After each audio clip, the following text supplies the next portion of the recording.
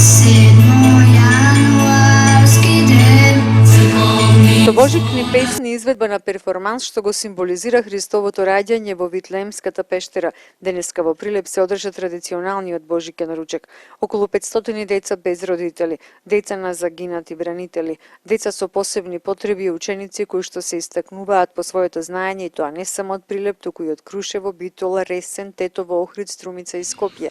Разменија божикни пораки за пријателство, меѓусебна еднаквост, љубов и мир во светот. Среќен сум што сме сите сабрани на овај убав празник Божи.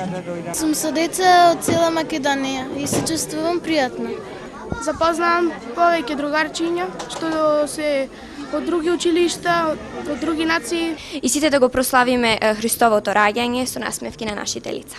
Божикниот ручек се одржа со благослов на владиката Петар. Се дружиме денеска со сите деца за да покажеме дека денеска е всушност празникот на децата, бидејќи посакал Господ на денешен ден да стане и тој дете заради нас и заради нашето спасение. Посакам многу здравје, среќа, успех на сите дечиња и сите православни христијани во Прилеп и во Република Македонија. Целта на оваа манифестација, што по 10-ти пат се одржува во организација на Детската амбасада за сите деца во светот со седиште во Прилеп, е еднаквост на сите деца и целосна заштита на нивните права согласно Конвенцијата на Обединетите нации.